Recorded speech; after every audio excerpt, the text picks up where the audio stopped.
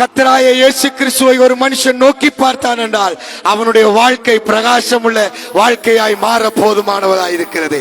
இன்றைக்கு இங்க இருக்கிற எத்தனையோ பேர் தங்களுடைய வாழ்க்கையிலே மனுஷனை நம்பி, மனுஷனை எதிர்பார்த்து, மனுஷன் எதையாகிலும் தருவான் என்று சொல்லி, அல்லது மனுஷன் தன்னுடைய வாழ்க்கையிலே, அல்லது வைத்தியர்கள் என்னுடைய வாழ்க்கையிலே, அவர்கள் படித்தவர்கள், ஞானம் பெற்றவர்கள், அவர்களுடைய வாழ்க்கையிலே அற்புதம் செய்ய முடியும் என்று நினைப்பீர்கள். ஆனால் அந்த மனுஷனை உண்டாக்கின தேவன் அவர்களை பார்க்கிலும் பெரியவராய் இருந்து உங்களுக்கு அற்புதம் செய்ய போதுமானவராய் இருக்கிறார். ஹல்லேலூயா. கரங்களை தட்டி கர்த்தருடைய நாமத்தை மகிமைப்படுத்துவோமா? இந்த இடத்திலே பேசுகிற நான் ஒரு மனுஷன், ஆனால் வானத்தையும் பூமியையும் படைத்த ஒரு தேவன் உண்டு, சர்வ வல்லமை உள்ள ஒரு தேவன் உண்டு. அவர் உங்களுடைய தேவையை சந்திக்க போதுமானவராயிருக்கிறார். ஒரு மனுஷனாலே இன்னொரு மனுஷனுடைய தேவையை சந்திக்க முடியாது. ஏனென்றால் இந்த உலகத்தில் இருக்கிற எல்லா மனுஷனும், வேதம் சொல்லுகிறது, சகல மனுஷனும் பாவம் செய்து தேவ மகிமை அற்றவர்களாய்த்தான் வாழ்ந்து கொண்டிருக்கிறோம். இந்த உலகத்திலே வாழுகிற எல்லா மனுஷனும் உத்தமன் கிடையாது. இந்த உலகத்தில் வாழுகிற எல்லா மனுஷனும் பரிசுத்தம் கிடையாது. இந்த உலகத்திலே வாழுகிற எல்லா மனுஷனும் உண்மையாயிருக்கிறவன் கிடையாது. ஆனால் வானத்தையும் பூமியையும் படைத்த ஒருவர் மாத்திரம் நம்மளுடைய வார்த்தைக்கு உண்மை உள்ளவராயிருக்கிறார். அவர் சொன்ன வார்த்தைக்கு உண்மை உள்ளவராயிருக்கிறார். சொன்ன சத்தியத்துக்கு உண்மை உள்ளவராயிருக்கிறார். இன்றைக்கு அவர் உங்களை தொட்டு சுகப்படுத்தி குணப்படுத்தி உங்களை நடத்த போதுமானவராயிருக்கிறார். ஹல்லேலூயா. என் இயேசுவை ஒரு மனிதன் ஏற்றுக்கொண்டால், என் இயேசுவை ஒரு மனுஷன் அறிந்து கொண்டால், முதலாவது அவனுடைய வாழ்க்கையில் ஒரு வெளிச்சம் உண்டாகும். இந்த உலகத்தை படைக்கும் போது தேவன் முதலாவது சொன்ன வார்த்தை வெளிச்சம் உண்டாக கடவது என்றார். உலகம் இருளடைந்து போயிருந்தது. உலகம் இருளாய் கிடந்தது. மனுஷன் வாழுகிறதற்கு தகுதி இல்லாமல் கிடந்தது. மனுஷன் சுவாசிக்க தகுதி இல்லாமல் இருந்தது. ஆனால் உலகத்தை படைத்த தேவன் இந்த மனுஷனை உண்டாக்குகிறதுக்கு முன்னதாய் உலகிலே இருந்த இருளை வெளிச்சமாய் மாற்றினார். இன்றைக்கு அந்த வெளிச்சம் உங்களுடைய வாழ்க்கையில வருமாயிருந்தால், என்னென்ன குறைவுகள் இருந்தாலும் என் தேவன் உங்களுடைய வாழ்க்கையில இருக்கிற வெளிச்சத்தை, இருளை வெளிச்சமாய் மாற்ற போதுமானவராயிருக்கிறார். ஹல்லேலூயா. ஹல்லேலூயா. அவர் வெளிச்சம் உண்டாக கடவது என்றார். வசனம் சொல்லுகிறது, வெளிச்சம் அப்படியே உண்டாயிற்று.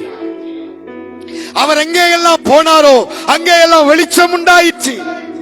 குறைவுள்ள இடங்களுக்கு போனார், அந்த குறைவுள்ள இடங்கள் நிறைவாய் மாறினது. கானாவூர் கல்யாணத்துக்கு போனார். கல்யாண வீட்டிலே குறைவு இருந்தது. திராட்சை ரசம் குறைவுபட்டு இருந்தது. நல்லா கவனிச்சு பாருங்க. கல்யாணம் என்கிறது ஒரு மனுஷனுடைய வாழ்க்கையிலே மிக மிக முக்கியமான ஒரு பகுதி.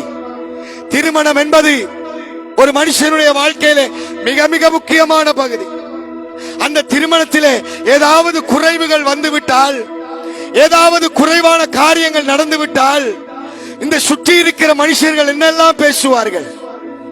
இந்த மனுஷர்கள் எவ்வளவோ காரியங்களை அவதூறாய் பேசுவார்கள். அப்படித்தானே? ஒரு நல்ல காரியத்திலே ஒரு குறைவு வந்துவிட்டால், ஐயோ இந்த திருமணம் முடிக்கிற தம்பதிகளுடைய வாழ்க்கையும் இப்படித்தான் போய்விடும் என்பார்கள். ஆனால் என் இயேசுவோ அந்த திருமணத்திலே எந்தெந்த பகுதியிலே குறைவு இருந்ததோ அவர் கால் வைத்த போது அந்த திருமணம் நிறைவாய் மாறினது. ஹல்லேலூயா. இன்னைக்கு உங்களோட வாழ்க்கையில எந்தெந்த பகுதிகளில் குறைவு இருக்கிறதோ, இன்னைக்கு உங்களோட வாழ்க்கையில எந்தெந்த பகுதிகள் வறுமையாய் இருக்கிறதோ, என் இயேசு இன்றைக்கு அந்த பகுதிகளை நிறைவாய் மாற்ற போதுமானவராயிருக்கிறார். என் தேவன் பொய் சொல்லுகிறவர் அல்ல. என் தேவன் மனம் மாறுகிறவர் அல்ல. என் தேவன் சொன்னால் அதை சொன்னதை அவர் நிறைவேற்ற போதுமானவராயிருக்கிறார். வானத்தையும் பூமியையும் படைத்தவர், அண்ட சராசரங்களை படைத்தவர், மனிதனை உண்டாக்கி அவனுக்கு என்று ஒரு உலகத்தை உண்டாக்கி அதிலே சந்தோஷமாய் வாழும்படிக்கு ஆணும் பெண்ணுமாய் உண்டாக்கி அந்த உலகத்தை அவனுடைய கைகளிலே கொடுத்தவர். அதை ஆளும்படிக்கான அதிகாரத்தையும் கொடுத்தார். ஆனால் என்ன நடந்தது? என்றைக்கு இந்த உலகத்திலே பாவம் உள்ளே வந்ததோ, என்றைக்கு இந்த உலகத்துக்குள்ளே பாவம் நெருங்கினதோ, அன்றைக்கு மனுஷனுடைய கைகளில் இருந்த அதிகாரம் பிடுங்கப்பட்டது. தேவன் இந்த உலகத்தை ஆளும்படிக்கான சகல அதிகாரத்தை உங்களுக்கும் எனக்கும் தந்திருந்தார். அந்த அதிகாரம் பிசாசினாலே பிடுங்கப்பட்டது.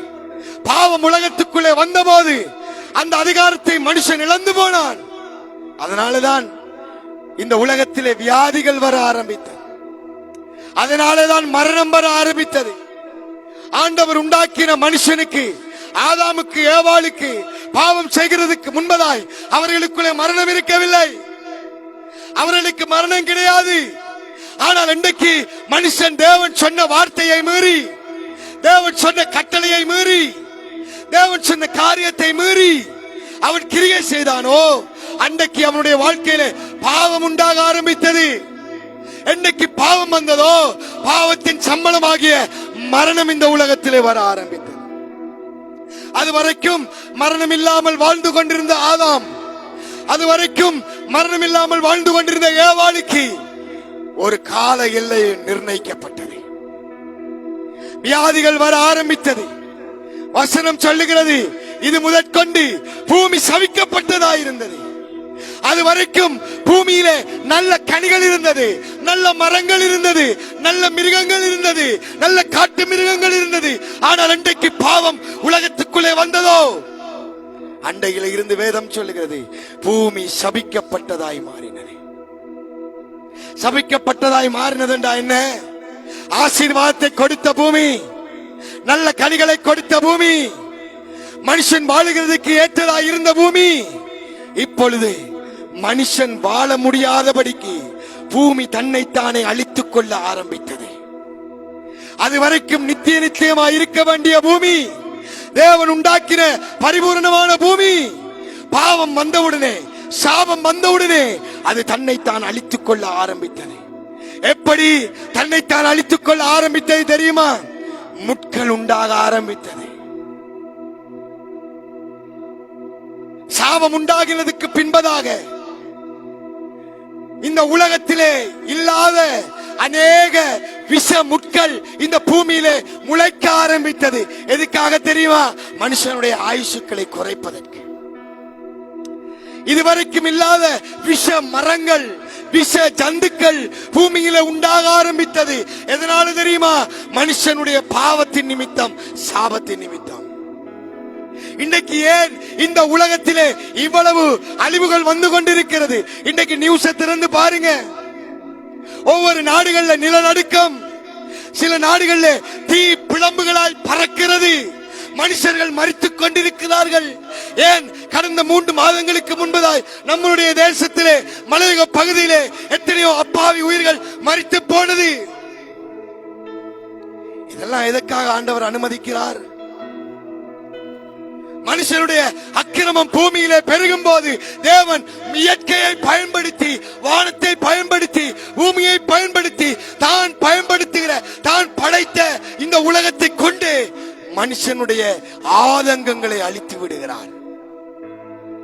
என்றைக்கு மனுஷனுக்குள்ளே பெருமை வருகிறதோ, என்றைக்கு மனுஷனுக்குள்ளே அந்த பெருமை உச்சக்கட்டத்திலே வருகிறதோ, அன்றைக்கு தேவன் பூமியிலே தம் கைகளை வைக்க ஆரம்பிக்கிறார். என்னைக்கு மனுஷனுடைய வாழ்க்கையிலே பெருமை வர ஆரம்பிக்கிறதோ, என்னைக்கு மனுஷனுடைய வாழ்க்கையிலே பாவம் பெருக ஆரம்பிக்கிறதோ, அன்றைக்கு அந்த மனுஷனுடைய வாழ்க்கையிலே தேவன் கைகளை வைக்க ஆரம்பிக்கிறார்.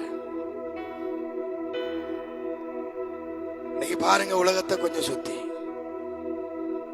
வளமையை விட இன்றைக்கு இந்த முறை, இப்ப இந்த வருஷம் வெயில் கூடிக்கொண்டே போகுது. விஞ்ஞானிகள் சொன்னாங்க, நாங்க பூமியை விட்டு போய் வேற வேற கிரகங்கள்ல வாழ போறோம். விஞ்ஞானிகள் சொன்னாங்க. விஞ்ஞானிகளுடைய ஞானம் பெருத்தது, விஞ்ஞானிகளுடைய அந்த மமதை பெருத்தது, விஞ்ஞானிகளுடைய பெருமை பெருத்தது.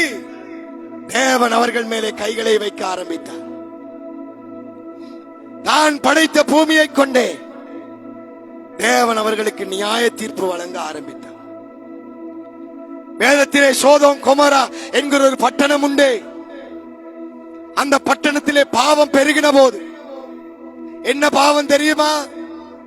விபச்சாரம், வேசித்தனம், கொலை, களவு, தேவனுக்கு விரோதமான காரியங்கள். மனுஷனை மனுஷன் கொல்லுகிறது, ஆணோடு ஆண் புணர்கிறது, பெண்ணோடு பெண் புணர்கிறது, இன்னொருடைய மனைவியை இச்சிக்கிறது, இன்னொருடைய கணவனை இச்சிக்கிறது, தனக்கு சொந்தமில்லாத பொருட்களை களவெடுப்பது. இதெல்லாம் சோதோம் கோமோரால பெருகின உடனே ஆண்டவர் என்ன செஞ்சார் தெரியுமா? வானத்திலிருந்து அக்கினியை அனுப்பினார். வானத்திலே இருந்து கந்தகங்களை அனுப்பினார்.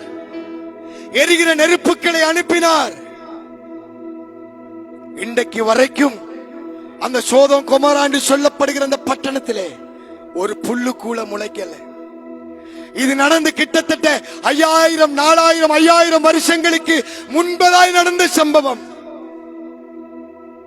பாவம் பெருகும் போது தேவன் தம்முடைய சிங்காசனத்தை விட்டு எழுந்திருந்து நியாயம் தீர்க்கிறவராய் மாறுகிறார். எனக்கு பிரியமானவர்களே, இன்றைக்கு நம்முடைய வாழ்க்கையில பாவம் பெருக்கும்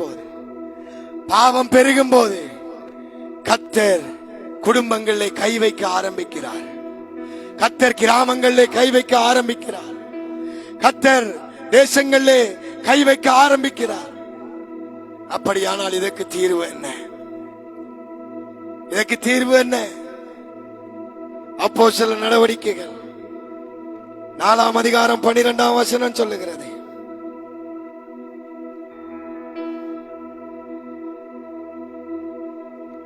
அவராலே அன்றி வேறொருவராலும் இந்த உலகத்துக்கு ரட்சிப்பு இல்லை. நாம் ரட்சிக்கப்படும்படிக்கு வானத்தின் கீழங்கும் மனுஷருக்குள்ளே அவருடைய நாமமே அல்லாமல் வேறொரு நாமமும் கட்டளையிடப்படவில்லை. இந்த உலகம் பாவத்திலே இருந்து விடுபட வேண்டும் என்றால், குடும்பங்கள் சாபத்திலே இருந்து விடுதலையாக வேண்டும் என்றால், இயேசு என்கிற நாமமே அல்லாமல் இந்த உலகத்திலே நாங்கள் விடுதலையாகிறதுக்கு, ரட்சிக்கப்படுகிறதுக்கு, சாபத்திலே இருந்து வெளியே வருகிறதுக்கு எங்களுக்கு வேறு ஒரு நாமமும் கொடுக்கப்படவில்லை. சில வியாதிகள் பரம்பரையாய் வருகிற சில வியாதிகள் எத்தனை வைத்தியரிடத்திலே போனாலும் அது சுகப்படுத்த முடியாத வியாதிகள், வைத்தியர்களாலே குணப்படுத்த முடியாத வியாதிகள். எதற்காக கர்த்தர் அனுமதிக்கிறார்? பரம்பரையாய் குடும்பங்களுக்குள்ளே சாபம் பெருகும் போது, குடும்பங்களுக்குள்ளே பாவம் பெருகும் போது தேவன் அதை சந்ததியாய் அனுமதிக்கிறார். சந்ததியாய் அனுமதித்த தேவன் அதற்கு ஒரு சொல்யூஷனையும் வைக்கிறார், ஒரு தீர்வையும் வைக்கிறார்.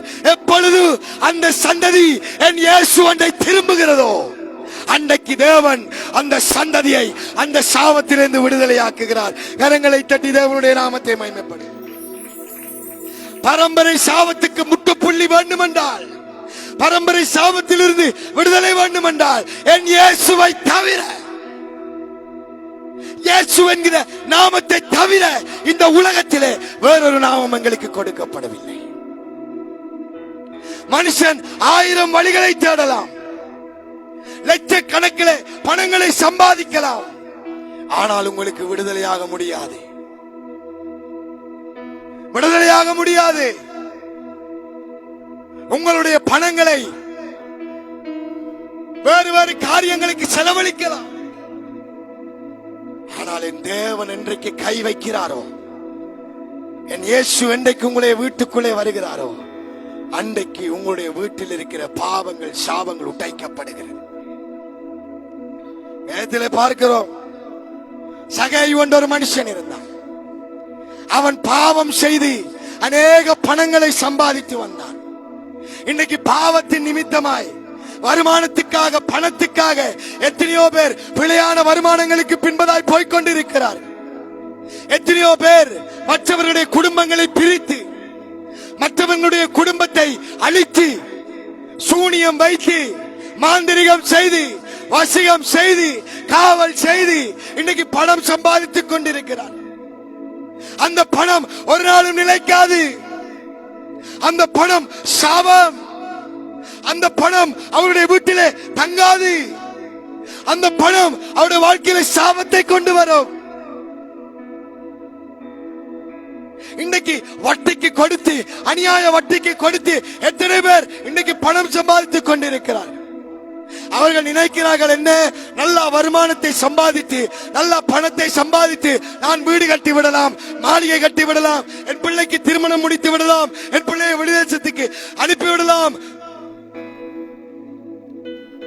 காணி வாங்கலாம், வீடு கட்டலாம். இதெல்லாம் நினைத்து அநியாயமாய் வட்டி இன்றைக்கு பணங்களை கொடுத்து ஜனங்களுடைய ரத்தத்தை உறிஞ்சுகிறார்கள். அவர்கள் அந்த வட்டி பணத்தை செலுத்தும் போது சந்தோஷமாக வந்து செலுத்துவார்கள். அவர்கள் ரத்தத்தை வேர்வையாய் சிந்தி சம்பாதிக்கிற பணம், அதை வட்டியாய் கொண்டு கொடுக்கும் போது அது சாபம், அது சாபம். சாபத்தினால் என்ன வரும்? அடுத்தது வியாதி வரும், தீர்க்க முடியாத வியாதி வரும். அப்படி ஒரு மனுஷன் தான் இந்த சகையு என்கிற மனுஷன். இவன் பணத்திலே அநேகருடைய பணத்தை கொள்ளையடித்தவன், அநியாயமாய் வருமானம் வாங்கினவன். இன்னைக்கு எத்தனை பேர் லஞ்சம் கொடுத்து லஞ்சம் வாங்கி தங்களுடைய வேலைகளை செய்து கொண்டிருக்கிறார்கள். சாபம். வீட்டிலே திடீர் வியாதி, வீட்டிலே திடீர் வருத்தம், வாங்கின பணம் எல்லாம் இன்னொரு பக்கத்தால ஓட்ட பக்கெட்டுக்குள்ளால போற மாதிரி இருக்கா? சாபம். என்ன சாபம்? லஞ்சத்தின் மூலமாய் வந்த வருமானம் கர்த்தர் அதை அருவருக்கிறார். இந்த சாபத்தின் நிமித்தம் வியாதி வரும், மரணம் வரும், சோதனைகள் வரும். அந்த பணம் அழியும் வரைக்கும் கர்த்தர் பின்தொடர்ந்து கொண்டே இருப்பார். இன்னைக்கு அந்த சகாயு என்ற மனுஷன் அப்படித்தான் வாழ்ந்து கொண்டிருந்தான். வேதத்திலே ஜனங்களை ஏமாற்றி, ஜனங்களை நொறுக்கி, ஜனங்களை பிழிந்து வருமானத்தை சம்பாதித்துக் கொண்டிருந்தான். அவனோட வாழ்க்கையில நிம்மதி இருக்கல. ஏன் நிம்மதி இருக்கல? அநியாய பணம் வாங்கினபடினா, அநியாயமாய் பணம் சம்பாதித்தபடினா ஜனங்கள் அவரை ஒதுக்கினார்கள், ஜனங்கள் வெறுத்தார்கள், ஜனங்கள் தள்ளினார்கள். தன்னுடைய வாழ்க்கையில் ஒரு வறுமை, எவ்வளவு பணம் இருந்தாலும் நிம்மதி இல்லை. எவ்வளவு சம்பாதித்தும் சகையுனுடைய வாழ்க்கையில நிம்மதி கிடையாது. எவ்வளவு உழைத்தும் வாழ்க்கையில நிம்மதி இல்லை. உடனே என்னத்துக்கு போவாங்க? நிம்மதி இல்லைன்னா நிம்மதியை தேடி, நிம்மதியை தேடி எங்க போவாங்க? நம்ம டாக்டர் சாராய தவற. நிம்மதி கிடைக்குமா? கிடைக்காது. 1000 ரூபாய்க்கு குடிச்சு பாப்பா, நிம்மதி வராது. 2000 ரூபாய்க்கு குடிச்சு பாப்பா, நிம்மதி வராது. 3000 ரூபா, 4000 ரூபா, 5000 ரூபா, 6000 ரூபா, 10,000 ரூபா, 15,000 ரூபா குடிச்சு குடிச்சு கடைசி வரைக்கும் நிம்மதி வராது. கடைசியில் என்ன வரும்? வியாதி தான் வரும். இப்ப வியாதிக்கு செலவழிக்கணுமே, வியாதிக்கு செலவழிச்சு செலவழிச்சு பாப்பீங்க, கடைசி வரைக்கும் அந்த வியாதி சுகமாகாது. ஏன்? இது பாவத்தினாலே வந்த வியாதி, சாபத்தினாலே வந்த வியாதி.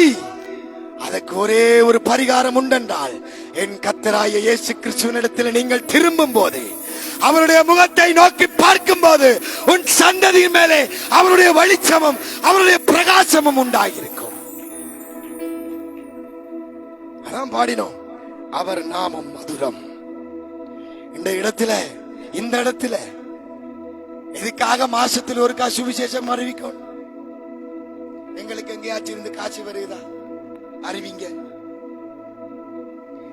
இல்ல எங்களுக்கு படிப்பு இல்லையா? வேற தொழில் செய்ய. எங்களோட வாழ்க்கையும் அப்படித்தான் இருந்தது. எங்களோட வாழ்க்கையும் மரணத்துக்கு நேராய் போனது. வாழ்க்கையில விடுதலை கிடையாது, வாழ்க்கையில நிம்மதி கிடையாது. எவ்வளவு படிச்சும், எவ்வளவு உத்தியோகம் செய்தும், எவ்வளவு சம்பாதித்தும் வாழ்க்கையில நிம்மதி இல்லை. சாபம், சாபம். நிம்மதி இல்லைன்னா அடுத்த கட்டம் என்ன? நிம்மதி இல்லைன்னா இன்னைக்கு நினைவு பெற வாழ்க்கையில முடிவு என்ன? மருந்து குப்பி குடிச்சிட்டு செத்துருவோம். செத்தா நிம்மதி வந்துருமா? செத்தத்துக்கு பிறகு நம்ம குடும்பத்தை யாரு பார்க்கிறது? நம்ம மனைவியை யாரு பார்க்கிறது? நம்ம பிள்ளையை யாரு பார்க்கிறது? என் தாய் தகப்பனை யாரு பார்க்கிறது? பிசாசு எங்க கொண்டு போறான் பாத்தீங்களா? நீங்க பாருங்க, வார வழியில எத்தனையோ வாலிபர்களுடைய போஸ்டர்ஸ். ஒரு காலத்துல வயசான அம்மாவார் அப்பா மாற போஸ்டர் தான் வெயில் காலத்துல பார்க்கலாம். இப்ப வெயில் காலத்துல வாலிபர்கள் போஸ்டர் தான் கூட. மன அழுத்தம் வாலிபர்களுக்கு, வாழ்க்கையில நிம்மதி இல்ல பாஸ்டர். பிசாசு கட்டி வச்சிருக்கிறான். பாவ பழக்கத்திலிருந்து வெளியே வர முடியாதபடிக்கு பிசாசு கட்டி வச்சிருக்கிறான். வசனம் சொல்லுகிறது, பாவத்தின் சம்பளம் மரணம், கீழ்ப்படியாமையின் கனி மரணம். ஒருவனுக்கு கீழ்ப்படிய முடியல என்றால் அதனுடைய முடிவு மரணம். கிட்டடியில மட்டக்களப்புல நண்பர்களோட சேர்ந்து, வாலிபர்களோட சேர்ந்து ஒரு 30 வயது வாலிபர் நல்லா குடிச்சிட்டு வெறியில கூட வெறியில கிடந்த தெரியாம ரயில்வே ட்ரக்ல படுத்துட்டான். நல்ல கூட்டாளி என்றா என்ன செஞ்சிருப்பான் பாச, தூக்கி கொண்டே வீட்டை விட்டுருப்பான். அவன் கண்ண மொழி கேட்டு வண்டி வீட்டை போயிட்டான். விடியச்சாம அந்த ட்ரெயின்ல ஆள் அடிபட்டு மரணம். எந்த அம்மாவாவது நல்லா குடிமகனே என்று சொல்லுவாவா? எந்த அம்மாவாவது தன்ன பிள்ளைய பார்த்து இன்னொரு போத்தல் அடிமனே என்று சொல்லுவாவா? எந்த தாயும் தன் பிள்ளைக்கு குடிக்க பணம் கொடுக்குமா? எந்த தாயும் தன் பிள்ளைக்கு சீட்டாட பணம் கொடுக்குமா? நல்ல தாய் கொடுக்கார். அடுத்த கட்டம் கீழ்ப்படியாமை. என்னத்தை கொண்டு வந்தது சொல்லுங்க? என்னத்தை கொண்டு வந்தது? என் அன்பு வாலிப பிள்ளையே, வசனம் சொல்லுது, உன் தாயையும் உன் தகப்பனையும் கனம் பண்ணுவாயா, உன் ஆயுஷ் நாட்கள் நீடித்திருக்கும்படிக்கு. இந்த உலகத்திலே நாம் அநேக நாட்கள் வாழ வேண்டும் என்றால் அதுக்கு வேற எந்த மருந்தும் தேவையில்ல.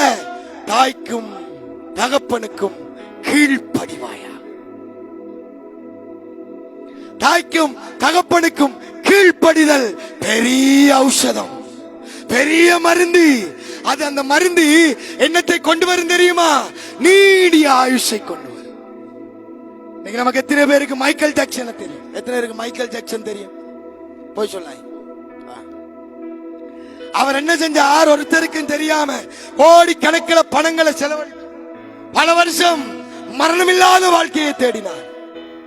மரணமில்லாத வாழ்க்கை, நான் இளமையா இருக்கணும், மரணமில்லாத வாழ்க்கை. கடைசியில மரிச்சு போனார். ஆனா வேதம் நமக்கு சொல்லுது, சரியான மருந்து உன் தாயை உன் தகப்பனையும் கனம் பண்ணுவாயா.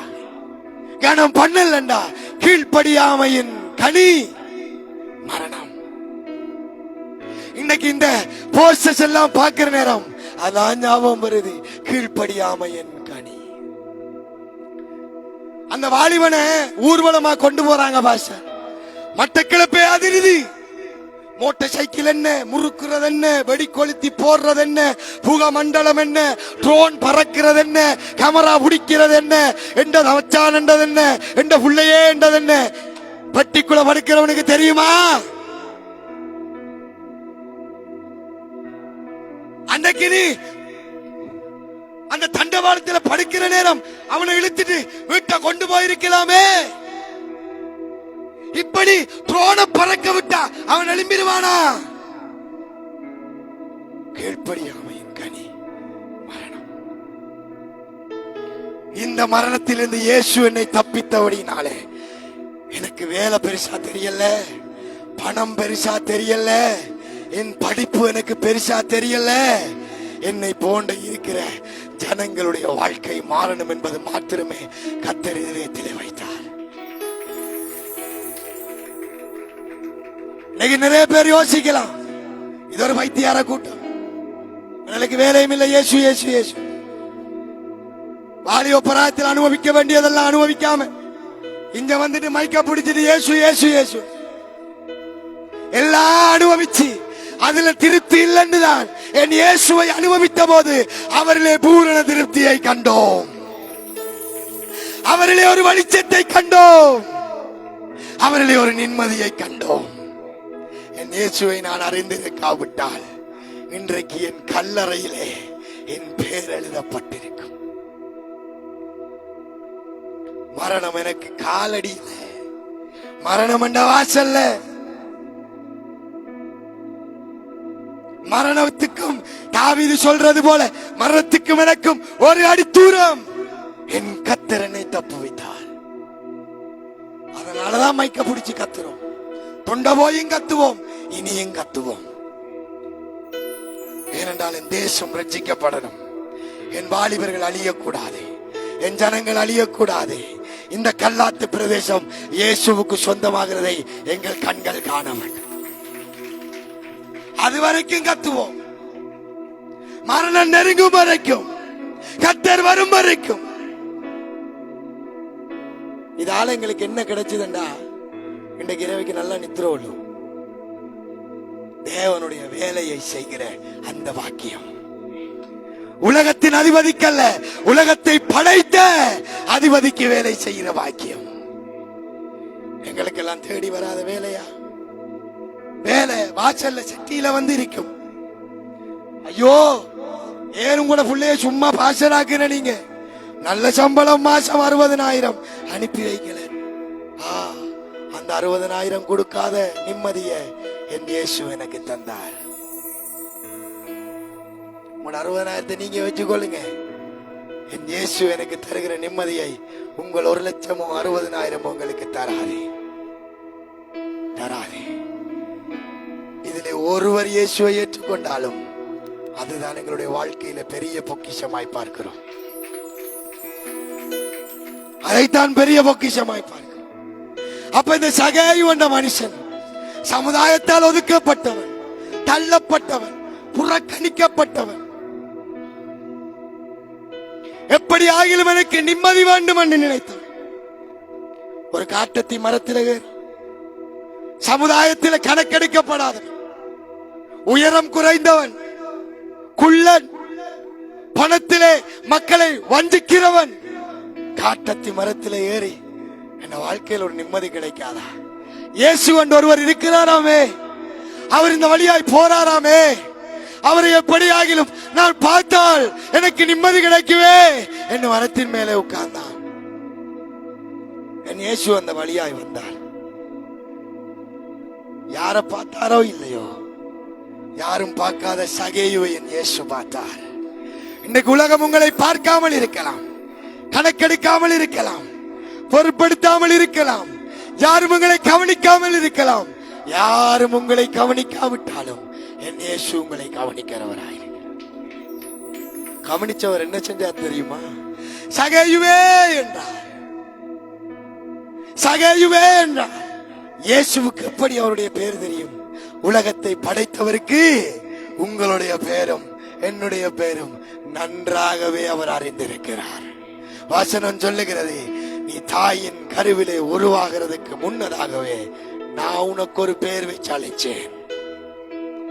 எனக்கு இந்த உலகத்தில, உங்களுக்கு இந்த உலகத்தில உங்களோட அம்மா அப்பா பேர் வைக்க முன்னுக்கே என் இயேசு உங்களுக்கும் எனக்கும் பேர் வைத்திருக்கிறார். அப்படின்னா அர்த்தம் என்ன தெரியுமா? என் அம்மா அப்பா விட அவர் என்னை நேசிக்கிறவராயிருக்கிறார். இந்த உலகம் என்னை பார்க்க முன்னுக்கு, நான் தாயை கருவில உருவாக முன்னுக்கு, எந்த ஸ்கேனிங்ல அந்த சின்ன டொட்டா தெரியறதுக்கு முன்னுக்கு அவர் எனக்கு ஷலோம் என்று பெயர் வைத்தார். எவ்வளவு பெரிய ஆண்டவர், எவ்வளவு வல்லமை உள்ள ஆண்டவர். அவருக்கு சகேயுவையும் தெரியும், சகேயுவின் சரித்திரமும் தெரியும். அவருக்கு உங்களையும் தெரியும், உங்கள் சரித்திரமும் தெரியும். அவருக்கு உங்களையும் தெரியும், நீங்கள் எப்படிப்பட்டவர்கள், உங்கள் இருதயம் எப்படிப்பட்டது என்கிறதும் அவருக்கு தெரியும். பேரை சொல்லி கூப்பிட்டது மட்டுமில்லை, இந்த உலகமே சகையுவே வருத்த போது அவர் ஒரு வார்த்தை சொன்னார். ஐயா, சகையுவே இறங்கி வா, இன்றைக்கு நான் உன் வீட்டிலே தங்க வேண்டும். இன்னைக்கு யாரு நீங்க புதுசா வந்திருக்கிறீங்களோ, இன்றைக்கு இயேசு உங்களை பார்த்து சொல்லுகிறார், இன்றைக்கு உங்கள் வீட்டிலே அவர் தங்க விரும்புகிறார். அது எப்படி அவர் தங்குற? ஒன்றுமே தேவையில்லை. இயேசுவே நீர் என்னோடு வாரும் என்று ஒரு வார்த்தை சொன்னா போதும், அவர் உங்களோட வந்துருவார். பெருசா நீங்க ஒன்றும் செய்ய தேவையில்லை, பெரிய காரிக்க போட தேவையில்லை, பெரிய யாத்திரை போக தேவையில்லை, பெரிய செலவு தேவையில்லை, ஆடு வெட்ட தேவையில்லை, மாடு வெட்ட தேவையில்லை, கோழி வெட்ட தேவையில்லை. ஒரு வார்த்தை, ஆண்டவரே உம்மை விசுவாசிக்கிறேன், நீர் என்னோடு வாரும். அவர் உங்களோடு வந்தா வீட்டுக்குள்ளே வேதம் சொல்லுகிறது, லூக்கா 19:6 சொல்லுகிறது, இன்றைக்கு இந்த வீட்டுக்கு ரட்சிப்பு வந்தது. ஆமென் சொல்லுங்க. ஹல்லேலூயா. இன்னைக்கு என்ன வந்துச்சு அவங்களோட வீட்டுக்கு? ரட்சிப்பு. ரட்சிப்பண்டா என்ன? நிம்மதி. ரட்சிப்பண்டா என்ன? சமாதானம். இது வரைக்கும் ராத்திரி தூக்கத்துக்கு போகும்போது குழப்பம். ஆனா இன்றைக்கு இயேசுவோட போனீங்கடா, இந்த ராத்திரி நிம்மதியான தூக்கம். இதுவரைக்கும் காலையில எழும்பின உடனே நிம்மதி இல்லாத எண்ணங்கள். ஐயோ விடிஞ்சு, சிலரை பார்த்திருக்கிறேன், விடிஞ்சிடக்கூடான்னு நினைப்பான். ஐயோ விடிஞ்சிடக்கூடா. ஆனா இன்றைக்கு நீங்க இயேசுவோட கூட வீட்டை போறீங்களோ, அந்த நாள் காலை வேளை உங்களுக்கு நிம்மதியாய் சந்தோஷமாய் விடிஞ்சிராதா? என் இயேசுவோட பேச விடிஞ்சிராதா? எங்கள் இருதயத்தை கத்தர் தருவார்.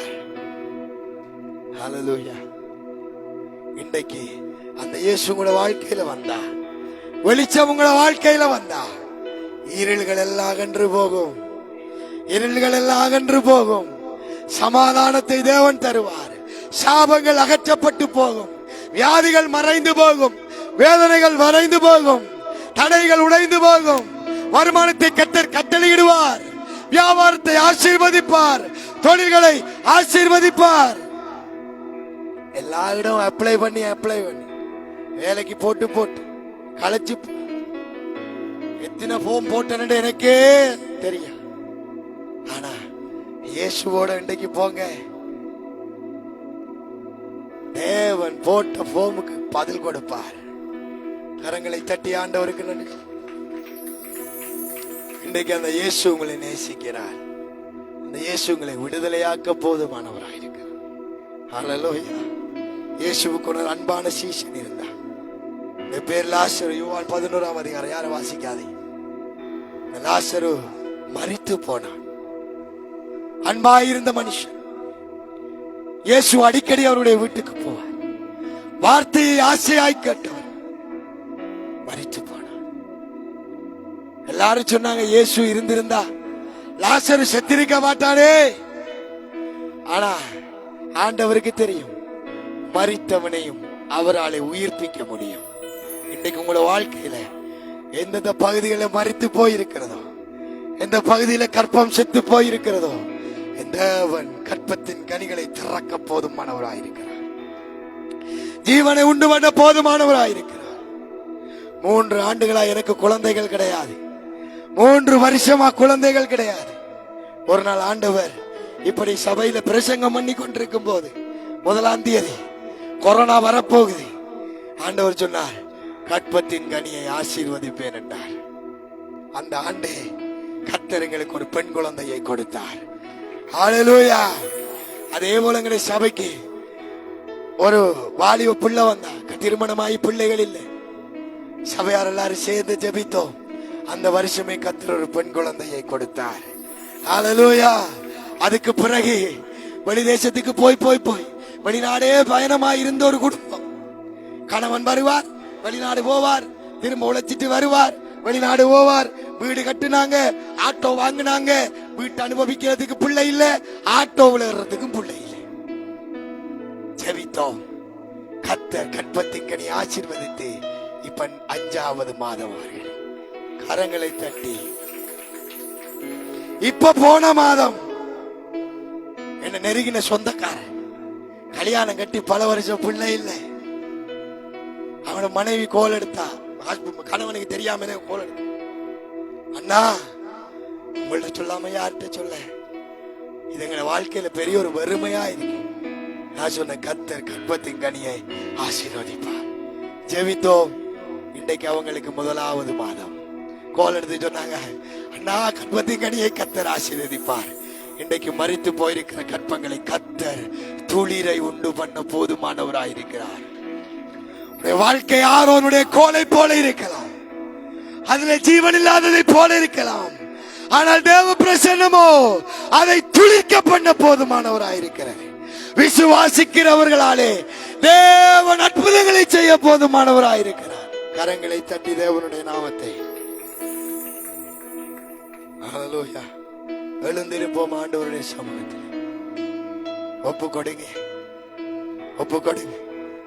ஒருவேளை இன்றைக்கு பேசின காரியங்கள் உங்களுடைய வாழ்க்கையில இருக்குமா இருந்தால் இன்னைக்கு ஆண்டவர்கிட்ட சொல்லுங்க. அவர் மன்னிக்கிற தேவன், அவர் மன்னிக்கிற தேவன்.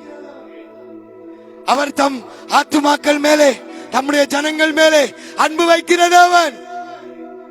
அன்னைக்கு அந்த காணாமல் போன மகன் தன்னுடைய தகப்பனுடைய எல்லா சொத்துக்களை அழித்து போட்டாலும், சொத்து போனா பரவாயில்ல, என் புள்ள வந்தா போதும் என்று நினைச்ச தகப்பனை போல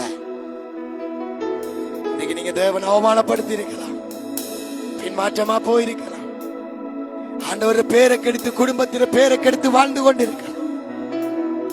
ஆண்டவர் இன்னைக்கு ஒரு சந்தர்ப்பம், ஒரு சந்தர்ப்பம் ஆவியானவர் உங்களுக்கு தருகிறார். திரும்பி வா, திரும்பி வா, திரும்பி வா. ஆண்டவர் பார்த்து கொண்டே இருக்கிறார். எப்ப என் மகன் என்னட்ட வருவா, எப்ப அவன் என்ன அவர் நேசிக்கிறது, அவர் அன்பு செலுத்துகிறது, அவர் பரிசுத்தம் உள்ளது. அவருடைய கண்கள் அக்கினி பிளம்புதான், ஆனால் அவருடைய கண்கள்ல கிருபை உண்டு. நீங்கள் எவ்வளவு பெரிய பாவியாயிருந்தாலும் அன்றைக்கு அந்த ஆயக்காரன் ஜெபிக்கிற, ஆண்டவரே உம்மை பார்க்க கூடாதபடி நான் பாவியாயிருக்கிறேன், உம்முடைய சமூகத்தில் நிற்க கூடாதபடி நான் பாவியாயிருக்கிறேன், என் மேல் கிருபையாய். ஆண்டவர் என்ன சொன்னார் தெரியுமா? இவருடைய ஜெபத்தை நான் கேட்டேன் என்றார். யாரெல்லாம் accept your situation, accept, முதலாவது ஏற்றுக்கொள்ளுதல். ஆண்டவரே என் சூழ்நிலையை ஏற்றுக்கொள்ளுகிறேன். நான் உம்மை விட்டு தூரம் போனது உண்மை, மறுதளித்தது உண்மை, நான் தற்கொலைக்கு போனது உண்மை, கரு கலைத்தது உண்மை. I accept Lord. கருவை கலைத்தது உண்மை. மன்னிங்க. அந்த ஒரு வேர்டு ஆண்டவர் எல்லாத்தையும் கழுவிடுவார். வசனம் சொல்லுது, பாவத்தை பஞ்சு போல, வெண் பஞ்சு போல மாச்சுங்க. ரத்தாம்பரம் போல இருக்கிற நம்முடைய பாவத்தை வெண் பஞ்சு போல மாச்சுகிறவர். அவர் இன்னொரு விஷயம் சொன்னார், உன் பாவத்தை கடலின் ஆழத்திலே போட்டு விடுகிறவர். மனுஷன் நம்முடைய பாவத்தை குத்தி காட்டுவார், பழைய வாழ்க்கையை குத்தி காட்டுவார், பழைய பாவத்தை சொல்லி சொல்லியே வேதனைப்படுத்தும். என் இயேசுவோ அவைகளை ஆழ்கடல்லே எறிந்து விடும். அவர் நாமமே மதுரமது, அவர் நாமத்தில் சுகமுண்டு, அவர் நாமமே மதுர. அறிக்கை பண்ணுங்க.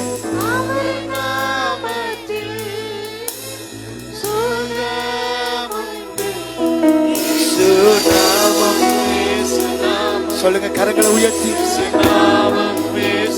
ஒருவேளை இதுதான் உங்களுடைய முதல் தரமா இருக்கும். இயேசுவே என் பாவங்களை மன்னியும் என்று சொல்லுங்க. இதுதான் உங்களுடைய வாழ்க்கையில முதல் திறமையா. இயேசுவினுடைய அன்பை அறிந்திருந்தார். அவரை பார்த்து சொல்லுங்க, இயேசுவே என் பாவங்களை மன்னிங்க என்று சொல்லுங்க. உன் சாவங்களை அவர் குறித்தறிவார்.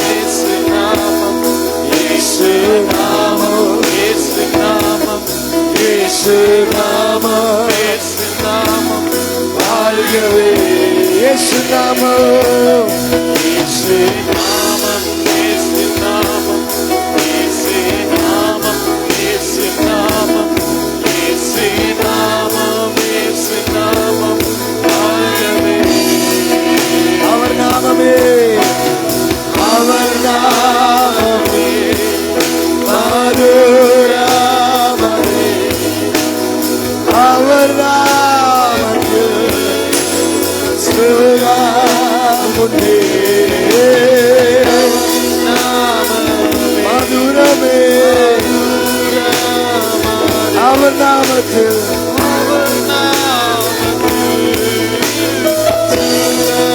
இயேசு நாமம், இயேசு நாமம், இயேசு நாமம், இயேசு நாமம், இயேசு நாமம், இயேசு நாமம், இயேசு நாமம், வாழ்கவே. இயேசு நாமம், இயேசு நாமம், இயேசு நாமம், இயேசு நாமம், இயேசு நாமம், இயேசு நாமம், வாழ்கவே. நல்லா கவனிங்க. ஒருவேளை இன்றைக்கு நீங்கள் புதிதாய் வந்திருக்க, இன்றைக்கு இந்த வார்த்தையில நடந்த காரியங்கள் இந்த வாழ்க்கையிலும் இருக்குன்னு நீங்க உணர்ந்தீங்கன்னா, என்னுடைய வாழ்க்கைய நான் இயேசுவுக்கு ஒப்பு கிடைக்கிறேன். நீங்க நின்ற இடத்துல உங்களுடைய கையை உயர்த்தி காட்டுங்க. இன்றைக்கு என்னுடைய வாழ்க்கையை இயேசுவுக்கு முழுவதுமாக ஒப்பு கொடுக்கிறேன். இன்றைக்கு என் வாழ்க்கையை நான் முழுசா ஒப்பு கொடுக்கிறேன். என் வாழ்க்கையில சாபம் மாறணும், என் வாழ்க்கையில இருக்கிற பாவம் மாறணும், என் வாழ்க்கையில இருக்கிற சூழ்நிலை மாறணும், என் இருதயத்துல சந்தோஷம் வரணும். அண்ணன், என் வாழ்க்கையில நிம்மதி வேணும் அண்ணன் என்றவங்க உனக்கு வலது கருத்தை தூக்கி காட்டி உங்களுக்காக நான் ஜெபிக்க விரும்புறேன். மற்றவங்க எல்லாம் கண்ணை மூடுங்க. யாரும் உங்களை பார்க்க போறதில்லை, யாரும் உங்களை அவதானிக்க போறதில்லை. நல்லா கையை தூக்கி காட்டுங்க. இன்றைக்கு என் வாழ்க்கையை இயேசுவுக்கு இன்றைக்கு இந்த நாளைக்கு இந்த வாழ்க்கையை நான் முழுவதும் ஆண்டவருக்கு ஒப்பு கொடுக்கிறேன். மற்றவங்க எல்லாம் கண்ணை மூடுங்க, மற்றவங்க எல்லாம் கண்ணை மூடுங்க ப்ளீஸ் ப்ளீஸ். நாம இயேசு நாமம், இயேசு நாமம், இயேசு நாமம், இயேசு நாமம், இயேசு நாமம். என்னோட சேர்ந்து சொல்றீங்களா? கை உயர்த்தினவங்க என்னோட சேர்ந்து இயேசுவே சொல்லுங்க. இயேசுவே, என் பாவங்களை மன்னியும், என் அக்கிரமங்களை மன்னியும், என் மீறுதல்களை மன்னியும், என் சாபங்களை என்னை விட்டு எடுத்து போடும். என் கற்பத்தை திறப்பீரா, என் கற்பத்தை திறப்பீரா. ஜீவன் உண்டாகுவதா, நீரே மெய்யான தேவன் என்கிறது நான் அறிந்திருக்கிறேன். நீர் மரித்தீர், நீர் உயிர்த்தீர், நீ மீண்டும் வரப்போகிறேன் என்கிறதை நான் விசுவாசிக்கிறேன். பிதா, குமாரன், பரிசுத்த ஆவியை நான் விசுவாசிக்கிறேன். இந்த உலகத்தை நீர் படைத்தீர் என்கிறது, இந்த உலகத்தை நீர் சிருஷ்டித்தீர் என்கிறது இன்றைக்கு நான் விசுவாசிக்கிறேன். நீரே தேவன் என்கிறதை, உம்மை இல்லாமல் ரட்சிக்கப்படுகிறதுக்கு இந்த உலகத்திலே வேறே நாமம் இல்லை என்கிறதையும் நான் விசுவாசிக்கிறேன். நான் விசுவாசிக்கிறேன், நான் விசுவாசிக்கிறேன். என்னோட வாழ்க்கையை மாற்றும், சூழ்நிலையை மாற்றும். கனல் அலை போல இருக்கிற என் வாழ்க்கையை அமைதலாய் மாற்றுவீராக, அமைதலாய் மாற்றுவீராக. உம்மை நம்பி இருக்கிறேன். இயேசுவின் மூலம் ஜெபம் கேளும் எங்க ஜீவன் நல்ல பிதாவே. ஆமென். அவர் நாமம் மதுரம், அவர் நாமம்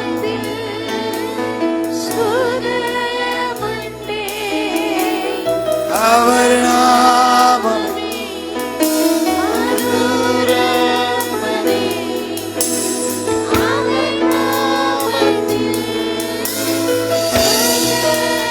இயேசு நாமம். பிதாவே, இதோ நாங்களோ என்றால் அப்பிரயோஜனமான ஊழியக்காரர்கள், நாங்கள் சிறுகவும் நீர் இந்த பிரதேசத்தில் பெருகவும் எங்களை தரைவற்றி தாக்குகிறோம்.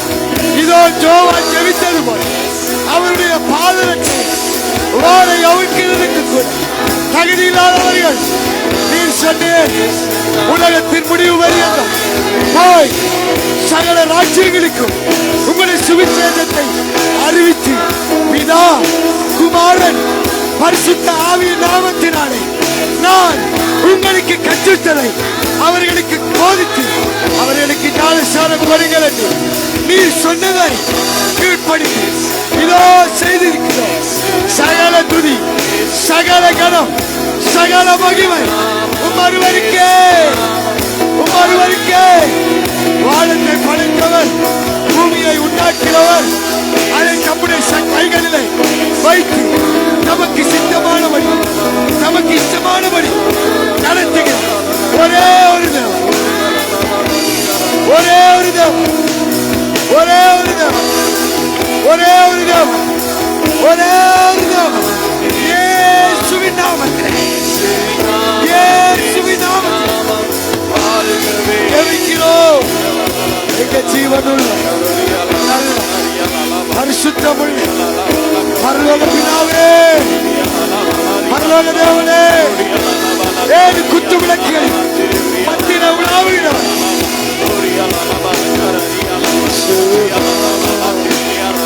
இயேசு நாமம் இயேசு நாமம் இயேசு நாமமே வாழ்கவே இயேசு நாமம் இயேசு நாமம் இயேசு நாமம் இயேசு நாமம்.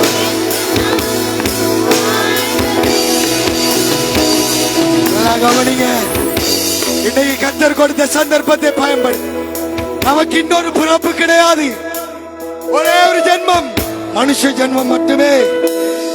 எங்களாலே மரமாய் கல்லாய் பூதங்களாய் பூத கணங்களாய் வேயாய் இப்படி வாழ முடியாது.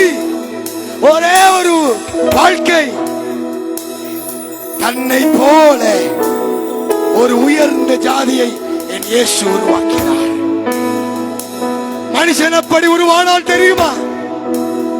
அவர் சொன்னார், நம்மை போல் ஒருவனை உண்டாக்குவோம், நம்மை போல் அதிகாரம் உள்ளவனை, நம்மை போல் அழகுள்ளவனை, நம்மை போல் பேசக்கூடியவனை, நம்மை போல் கேட்கக்கூடியவனை, நம்மை போல் சிந்திக்கக்கூடியவனை. ஆனா இன்னைக்கு மனுஷன் சொன்னா என்ன தெரியுமா? அப்படி இல்லை, நமக்கு இதுக்கு பிறகு ஒரு பிறப்பு இருக்கு. No, never. நமக்கு ஒரே ஒரு வாழ்க்கை, அதை திருட பிசாசு பல பொய்களை சொல்லுவார். ஒரே ஒரு ஜென்மம், அது இந்த ஜென்மம் மட்டும்தான். அந்த ஜென்மத்துக்கு தேவன் என் கர்த்தராகிய இயேசு கிறிஸ்து ஒருவரே. நன்றி ஆண்டவரே,